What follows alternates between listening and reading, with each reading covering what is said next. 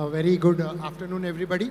I was asking a question to Satish Bhai when during the break, and I asked him that, Satish Bhai, I thought you were a very much a well-wisher. How is it that you have asked me to speak just before lunch and immediately after lunch? That is not a sign of a well-wisher, really. But this is a great opportunity. Thank you for all of you for being here. And I have a very lovely panel and a very interesting subject that we are talking about. Through my years as a chartered accountant, as an advisor to some of the largest families in India, I've been very fortunate to work with many families having interest in India, having interest overseas, and sort of help them think through how do you do succession planning, how is it that you ensure that wealth which you have accumulated goes through generations and does not get frittered away. And this subject has become very interesting, particularly for us in India, because we are looking at a situation where we have first generation entrepreneurs who have now created wealth which is running into billions of dollars. We are also looking at a seismic shift. In the panel we got informally talking. There was a point of time when it was assumed that if you had a nice flourishing business, your children would join you in the business. No longer so.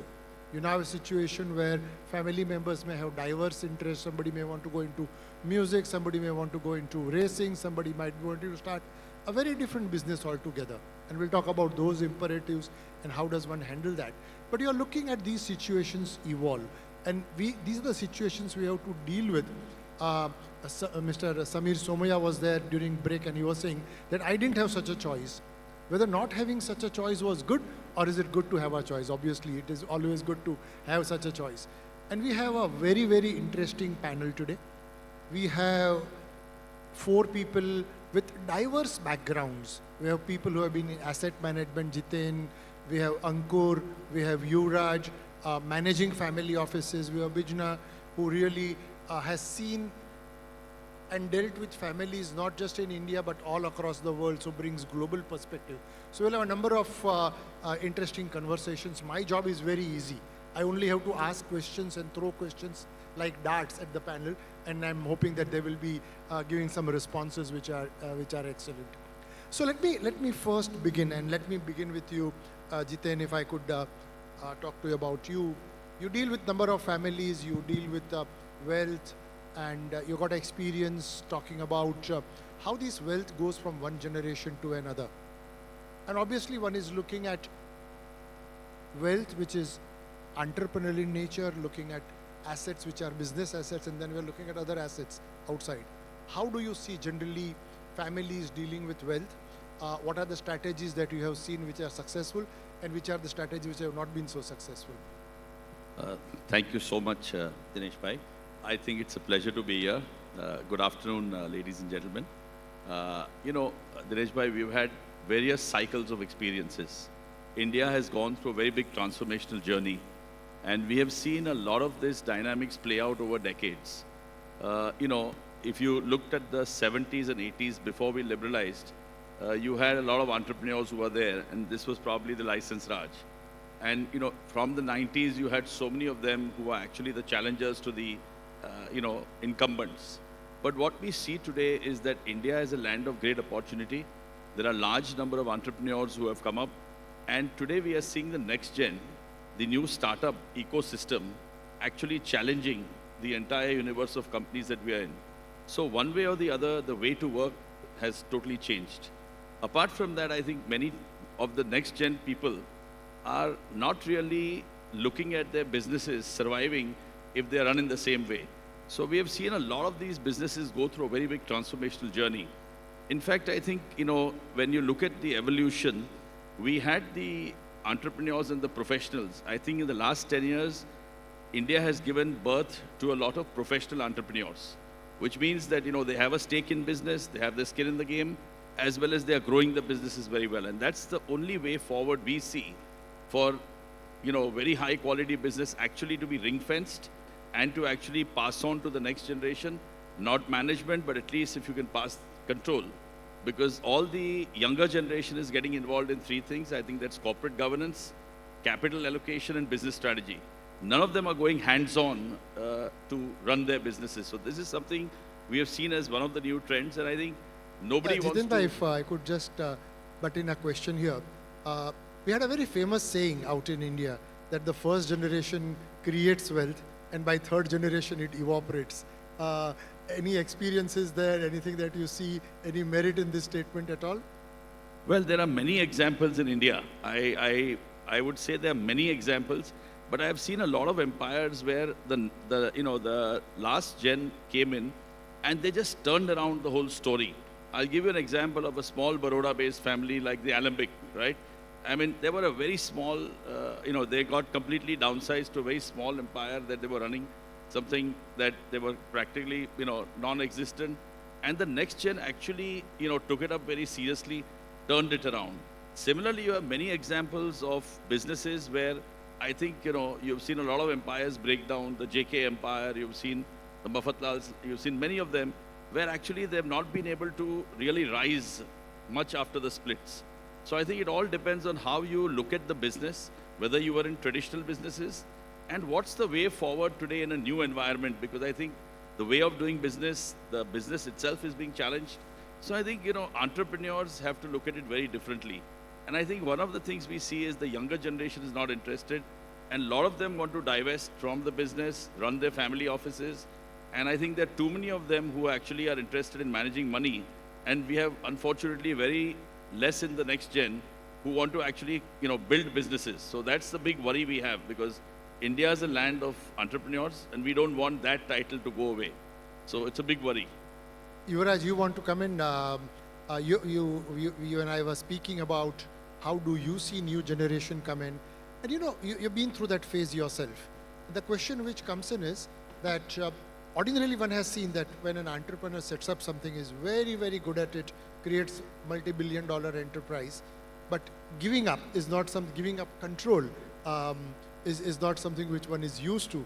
I have seen fascinating stories where a person says, but when I walk into the office, if I cede control to my children, the chaiwala is not going to respect me. Have you seen experiences, and how do you look at it? First and foremost, thank you for this wonderful opportunity. Yes, it is speaking as a third generation where the wealth is supposed to evaporate, as so nicely put by Dinesh.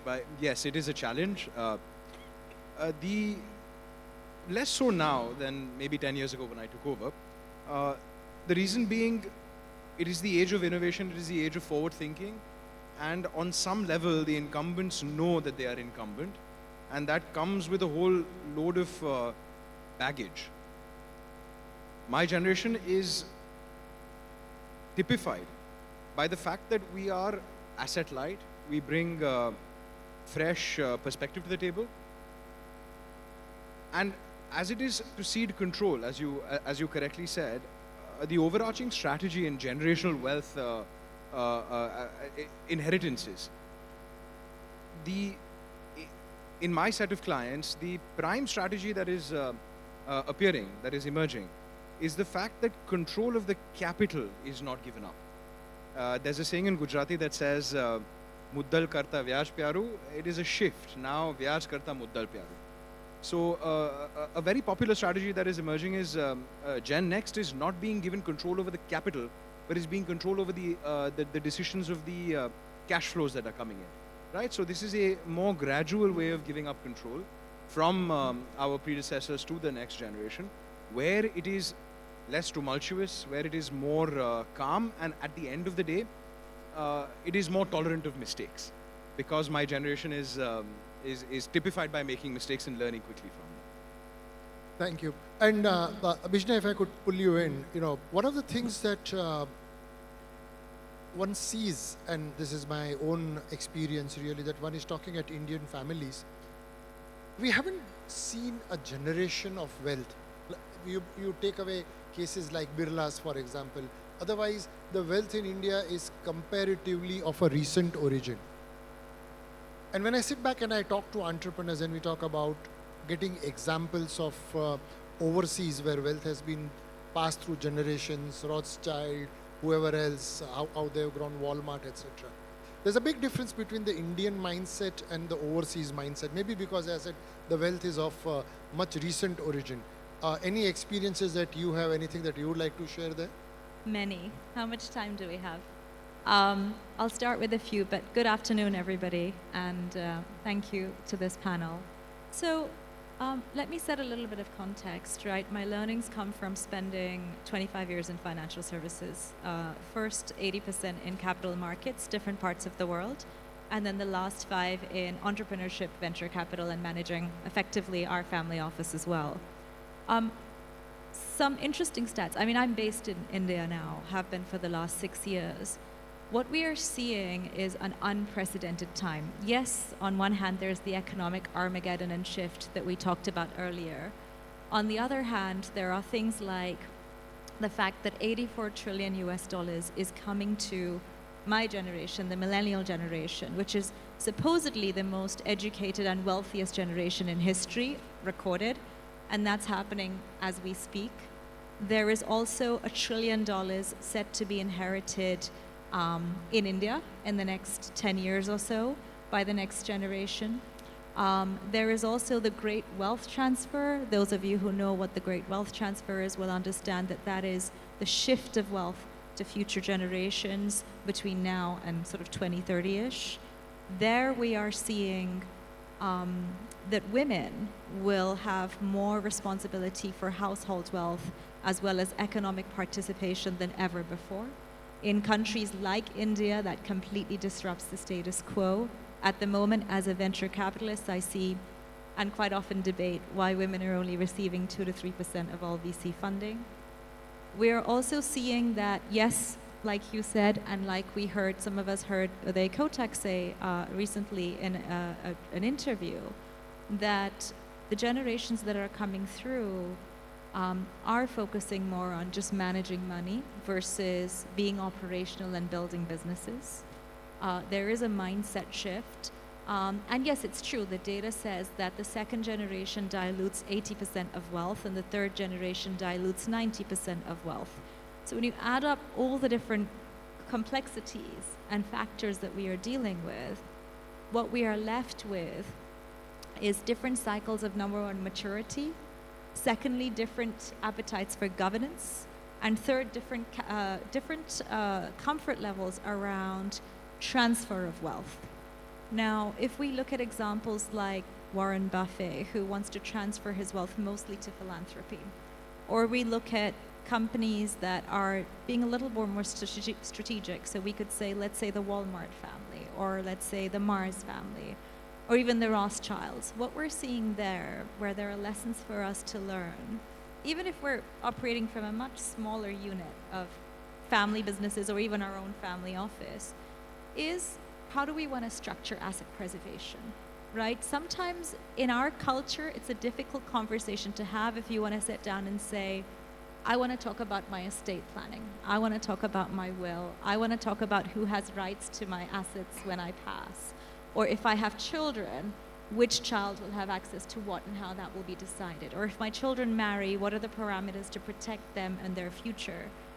Whereas in the West, these have traditionally been more open conversations. So I think what we see is an opportunity for us to learn and start adapting some of that. And we're seeing more of that in India. But we have to be willing to have those open, transparent conversations to say, okay, do we need to create shareholder constructs? Do we need to create company constructs? Do we want to be a private company like Mars? Do we want to be a public company and offer shares? Do we want to keep it in the family and prevent disputes? We talked about families where they've had separations, and we see many at the moment, even in India, right, going through public disputes. Do we just want to ring fence things per asset? So I think there are lots of things for us to learn, but also to start to adopt. Thank you. Thank you. That was a number of issues out there which we'll go into a bit of depth as we go along. And Ankur, if I could come to you. Bijna spoke about succession planning and sort of giving up assets. I've actually known families, and it might seem like a joke, but it isn't, where if you ask the patriarch of the family, and assuming it's a patriarch for a moment, to say that if you ask him to prepare a will, it is regarded as bad omen. You are asking me to prepare a will, what I was planning for my death. And then we have seen consequences of such a thing not happening. From there, we are evolving structures where one is talking about inheritance planning and therefore creating a trust while one is alive, keeping control, but not having ownership. As a family office, you have seen a lot of it. A Patni family, in fact, has been a stellar example where wealth was created, realized, and now generations have passed. How have you seen this evolve? Dinesh, thank you for the opportunity and good afternoon, everyone. I think, yeah, having seen the Patnis very closely and working with them and managing their wealth, I can definitely see 2 or 3 factors which are working, which are shaping how the things are moving about. One is the softer aspect. I think your generation possibly was more hardworking and more patient. You can see your hair turning I'm white. barely 28 years old. Sorry. I can see that generation was pretty hardworking, can put in years and years of work to ultimately see the fruits bear. But my generation, I don't think people are so patient, especially seeing the entrepreneurship around. It's more and more impatient and trying to get wealth quickly. Someone earlier today spoke, how can we do things faster? You put in 100 million, can you do in 1 year? If I give 200 million, can you do it in 6 months? I think Indians, if I give you 100 million, if I give you 50 million, can you do it in 6 months? It's working efficiently as well as fastly. That's the shift that I'm seeing. One is in the second generation. Second generation, second factor is the attitude shift. I think this generation is more open to appoint professionals. They are ready to accept and say that, okay, I'm not good at this, let me appoint a professional. I'm okay to cede control, but at least I'm getting the best outcomes. Mentally, that is giving them a lot of relief.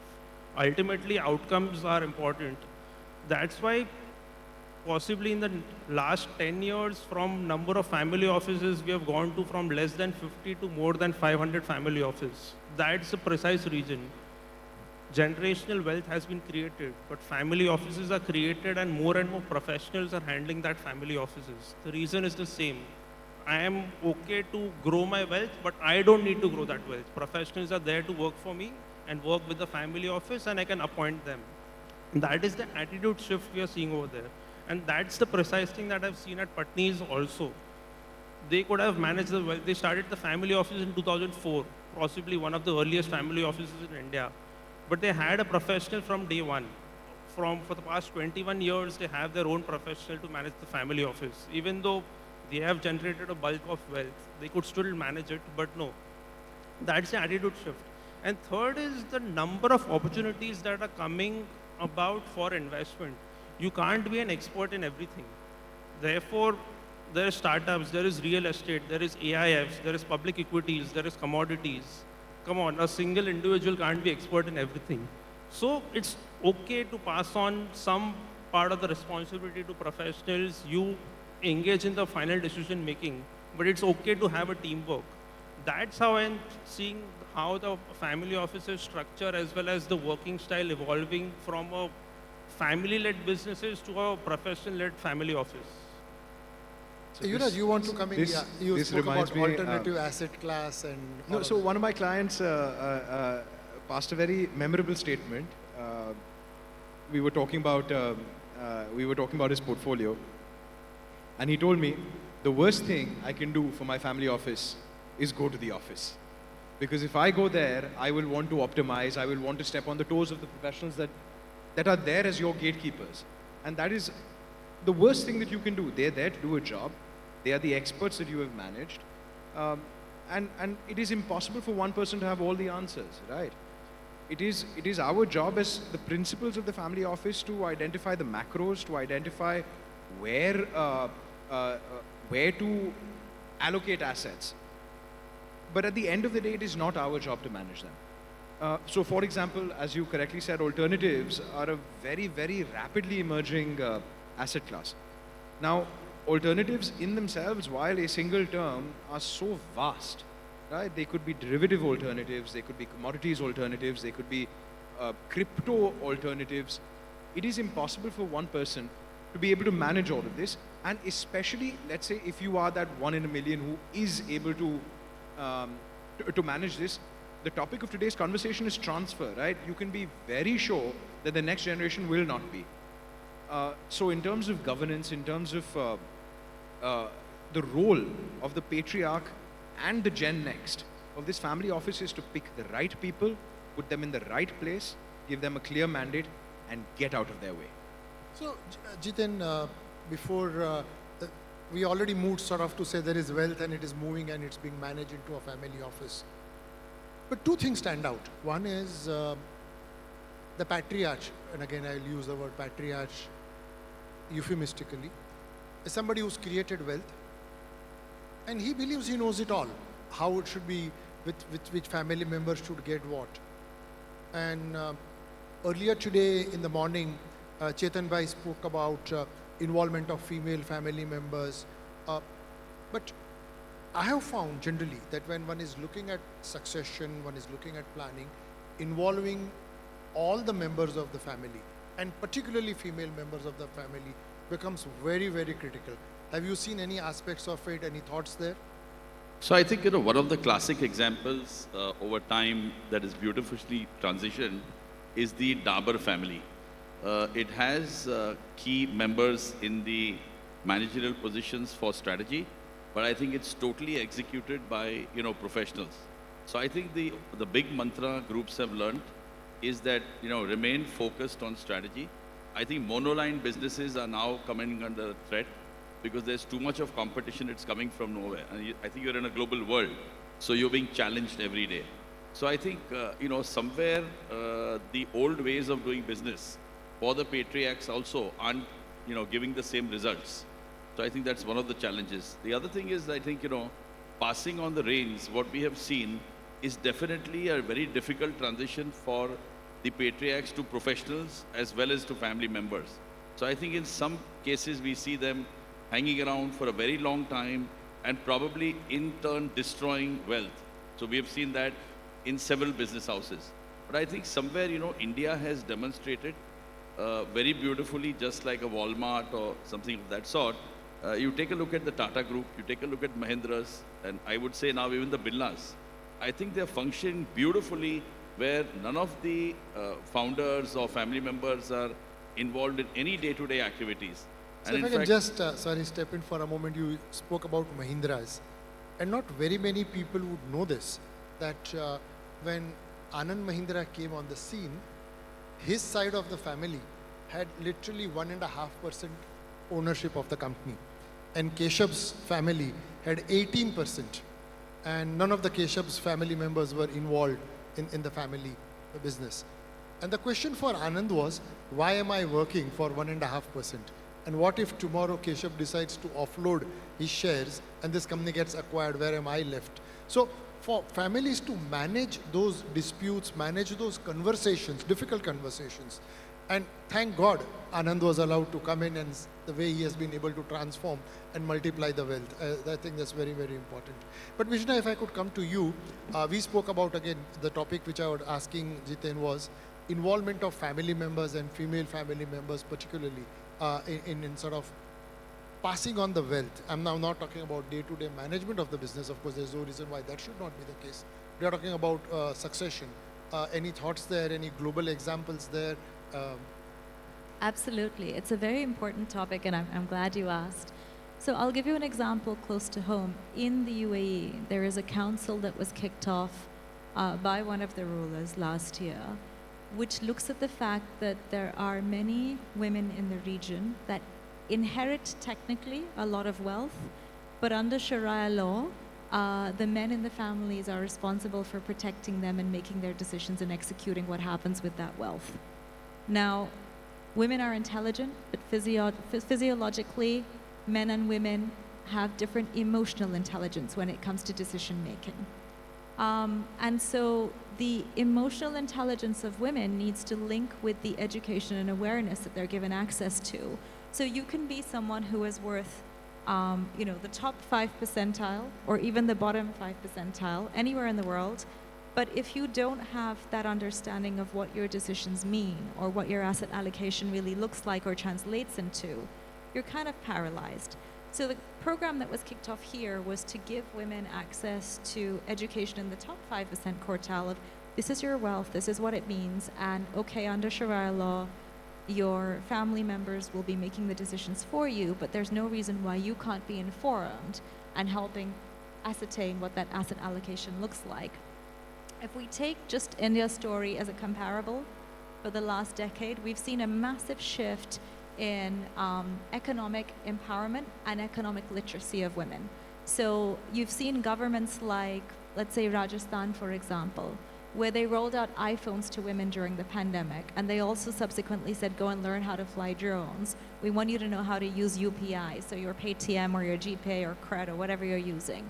We want you to be able to transact with dignity. If you are working as a chauffeur or a maid or a childminder, you should be able to bill your clients at the end of the week or the month and receive your monies. So both of those are very poles apart, right, in terms of level of wealth. But ultimately, they're supporting economic empowerment and literacy. If we look to the UK, which is home for me, we've seen a massive debate over the last 5 years since the pandemic around lack of economic participation. So 3 years ago, economic abuse was brought into the Banking Standards Council, where banks basically understand that if you're, for example, an elderly woman and you go into a branch, and let's say your child or your grandchild is sitting with you saying, withdraw all your money, that could be economic coercion, which has now become illegal in the UK under the Serious Crime Act of the United Kingdom. And so all of the banks had rolled out campaigns, and in fact, a year ago, there were billboards from banks like HSBC and Barclays saying, if somebody's asking you for your salary at the end of the month, that can be coercion, be careful. Just because it's a family member doesn't mean you hand it over. So lots of different facets, but I think we need to bring women into the decision-making journey. I think we need to have discussions as allies. I have a lot of male allies who educate and inform, and I hope I do the same in conversation. And I think, it starts with your brothers, your fathers, your husbands, in your own home over the dining table, and then that conversation builds out step by step. But I think that's where collaboration, making the most of left brain versus right brain, and the psychology of decision-making in economics really generates value. And we're seeing wealth managers now work towards that as we're seeing the great wealth transfer that I talked about. So in India, a lot of wealth managers are saying, more women will be at the forefront. How do we change what we're offering to suit what they're asking for? So I think that was very, very useful and very incisive. One thing which I have seen in my experience, and I think this is, what has happened is that over a period of time, families have multiple businesses and multiple family members. And there are times when there are different family members looking after different businesses. And then there is a question about which part of the business will grow, who will run it. And look at a case in point. You have Bajaj family, and Rajiv Bajaj took on the scooter manufacturer. Sanjeev started out on the financial services side. Both have grown enormously. And yet there is a mechanism where they are not rivals really. They talk to each other. In fact, I have seen examples when we are tabling a thought to one of the other, he will invite the other brother in to say, what do you think about it? Two things which I have seen work. One is a dispute resolution mechanism, because to expect that all the family members will be in sync on everything is not possible. And when I say dispute, it doesn't mean you have to become a legal dispute. Differences of opinion, how are they resolved, how are they put to bed? And from that perspective, putting a governance mechanism, because again, assuming that there are multiple businesses and different businesses have different needs for equity, resources may be limited. Somebody may say this business doesn't make sense, other person may say it. How does one evolve a family council, etc.? Yuvraj, any thought on that? Any thing that you would like to share? So it is very important to understand that while there might be cross-holdings between the Bajaj brothers in each other's companies, there is very clear leadership.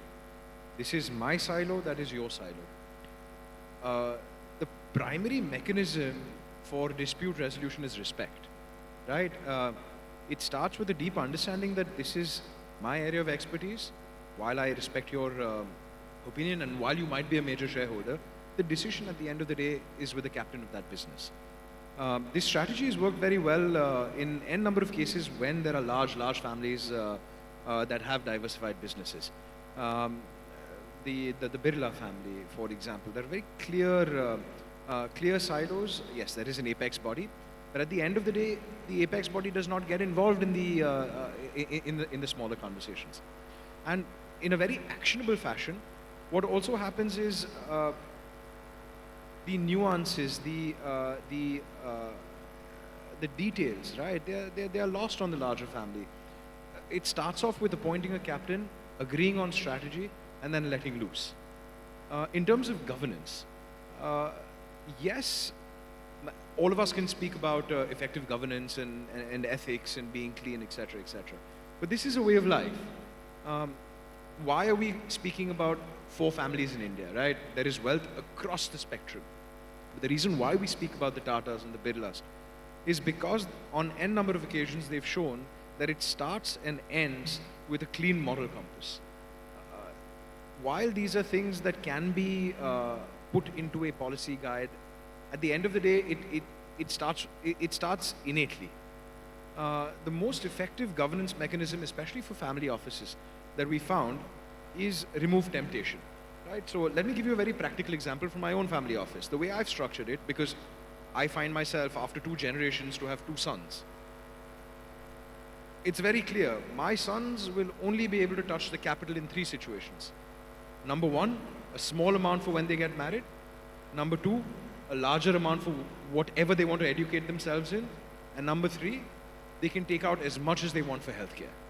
Other than this, you are not allowed to touch capital. These are the kind of small practical things that, in fact, the Kotak team explained to me in a very good fashion, that these are the basic principles that you have to put into place and very actionable, that remove dispute altogether. So, Dinesh, if I may come in, you gave a very good example of the Bajaj group. If you look at Rajiv Bajaj, he's completely hands-on and he runs his business absolutely as an entrepreneur on the shop floor. And you have Sanjeev Bajaj, who's basically running the whole ship with a set of professionals. So you have both the models coexisting under one roof, but both are creating value. So I think the loud message out there is, do it if you can create value, or give it to someone else who can create value. So I think they have adopted both the models and they've done it very successfully. Interesting. There are things I would like to comment on, but we'll refrain from. Okay. So, any thoughts from your side, Ankur, on family governance, councils? How does one induct people with wide experience, professionalism into council? How can a council ensure dispute resolution? Any thoughts there? I think before reaching the council and the stage, I think what Yuvraj mentioned, the main point of resolution is respect. And I think if it's within the family, if they've known each other for a long time, that respect comes mutually. We've seen that in number of occasions. Obviously, in some occasions, it hasn't worked. Like lately, in case of Lodas, it hasn't worked. It's out in the open. Like the separation hasn't worked out as smoothly as was expected. Or in the case of Ambani's, it was not smooth. But still, there is a hierarchy or there is a mutual respect. There is someone higher in the family who, even if they don't respect each other, they respect that person who has the final say. And eventually, a common path is found. And even before it reaches the dispute, I think the larger understanding in case of splitting of the businesses on the longer term or the larger strategy. You don't need to agree on all the points on day-to-day matters. I think, again, someone pointed out very rightly, if I am good at something and if I am I'm the captain of the ship, this is my call. I don't need to hear from someone else on how to do day-to-day operations. And similarly, if it's a long-term strategy and that person is a shareholder, obviously the views are heard, and therefore most of the big businesses where the split has happened has an independent board, out of which both the whose the split happened, they may be part of the board, but ultimately it's a larger board. It's not a 2% board or 3% board who will decide the course of action. That's one of the reasons why, even though the family businesses have split in number of instances, the number of disputes, even if they exist, they are sooner or later settled down through dispute resolution or common respect. Very interesting. I don't know whether any of you have dealt with this situation, which I find myself confronted ever so often. So we have Indian families, and in most families, surprisingly, there is one odd member who's entitled to inherit and who's a non-resident. And of all places, he chooses the worst place to be a non-resident, which is USA. So you end up inheriting something in India, and you could end up paying taxes in USA. Or you are entitled to something, but your exchange controlled regulations do not let you get the money out. Becomes a very, very critical aspect. In fact, if I may dare say, the number of assignments that you deal with in a situation like that, where somebody comes and says, I have 2 children, illustratively, one is handling the India matters, other is doing things overseas. I would like to pass on well to him, but I just can't, because it just has to be in India. He can take $1 million out, which is neither here nor there. Any experiences there? Anything that you'd like to share there? Any of you? ODI, Overseas Direct Investment. That's the only route that comes to mind if you want to beat LRS. Sorry, I didn't follow. ODI, Overseas Direct Investment, is the only route to beat LRS. Yeah, but ODI again, control remains in India. Yeah, see, ultimately, at the end of the day, is the Indian company investing. Dinesh bhai, tamaru kaam chhe, maru kaam nathi. Sorry, you had some thoughts, Bijna? I would also say it's a little bit of nature versus nurture, right? There's a value system play that really comes into this. So depending on the environment of the ecosystem that you're operating in, partly there's a natural alignment that comes with that, and then partly there's a differentiation factor. That differentiation factor often comes with risk appetite, actual or perceived, around what the social and value-based norms should be. And historically, if we look at how, just say take prominent family offices that we've been talking about, how they have operated, most of them have played into those models and those constructs of, organizational psychology, organizational behavior for the jurisdictions in which they operate. And I think that is, for me, the differentiation factor. That said, going back to some of the earlier points, I think it's a very prudent and wise method to adopt professional governance for personal working relationships. And I really like the examples that we heard, but there's definitely an opportunity for there to be more precedence around that as we see the uptick of the number of family offices that are emerging, and also the diversification of wealth strategies. With influences both from second order factors as well as third order factors. Good. So just moving further just down this path of different jurisdictions, people wanting to do different things, and a situation which one has seen, and I would be happy to hear your experiences. So you have a situation, patriarch, 2 children, one child wants to be in the business, other child doesn't want to be in the business. And let's assume that both have to inherit equally. And the challenge which arises is that if the child who's not into business and therefore has less affinity wants to encash and move out, not for any other business, whatever, just wants to enjoy life or whatever, go off to Bahamas, Honolulu, whatever. And that could risk the entire company, because if it's a listed entity and the shares were dumped, you were sort of left with a minority shareholding. Any thoughts, Jiten, by any experiences there? So, in my experience, I think over the last 2 decades, this whole thing about majority shareholding has completely come down. India has now seen entrepreneurs who are running businesses brilliantly with 3%, 4%, 1%. So take a look at Infosys, take a look at Zomato, take a look at Swiggy. I mean, we don't even know long, after the founders are gone, they've created some very valuable businesses. And I think they're all done independently. At the end of the day, the choice is with the entrepreneur, whether you want to own 51%, be obsessed with management control, but at the end, destroy value. So to my mind, I think it's very clear, shareholding doesn't matter.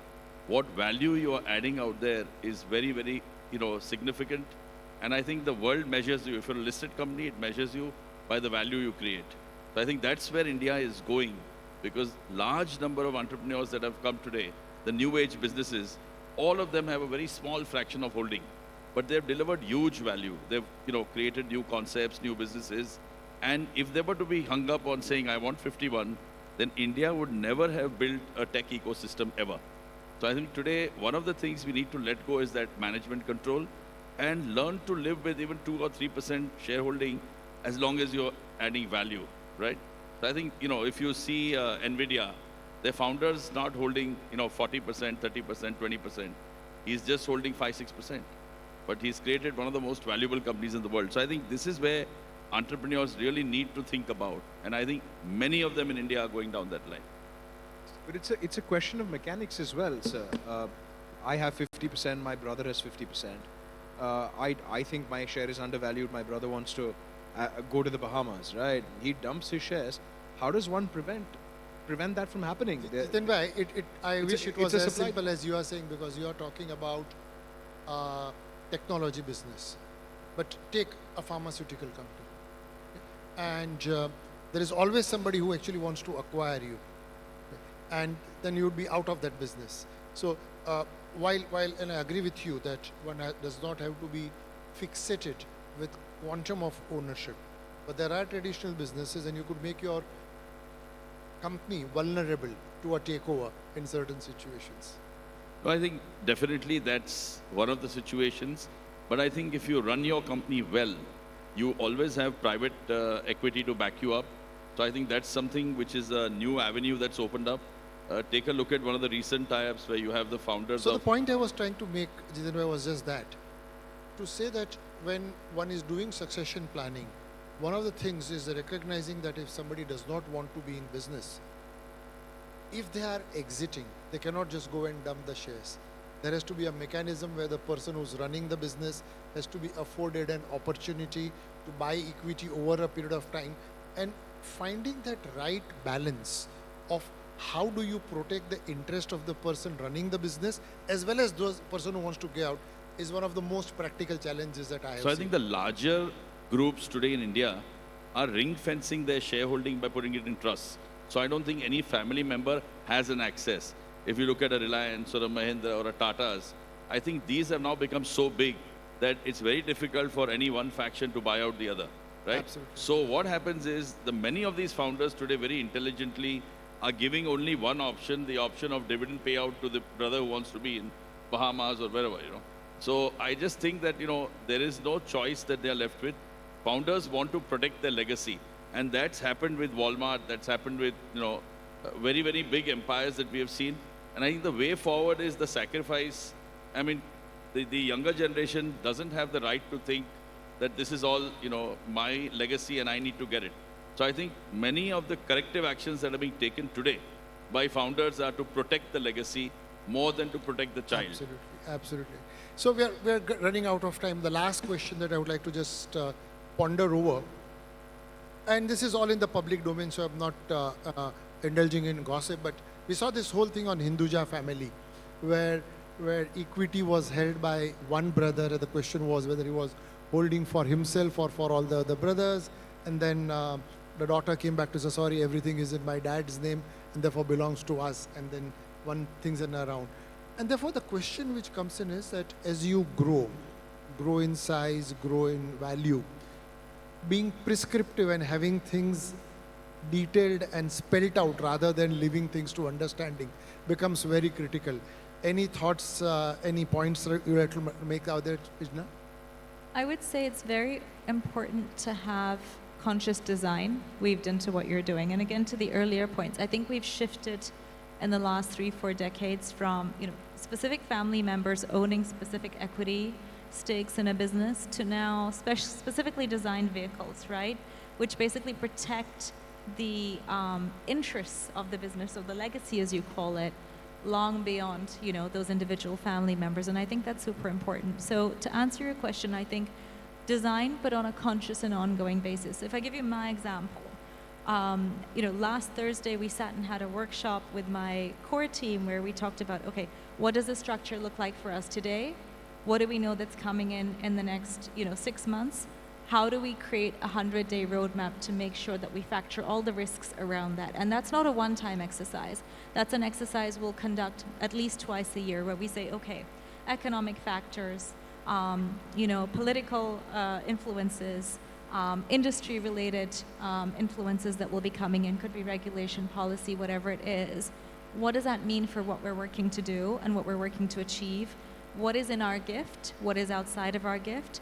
How do we re-baseline or rebalance to make sure that we're ready for that and we are making strategic tactical strides towards the right outcome?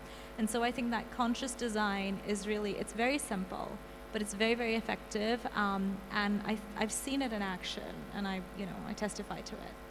Thank you.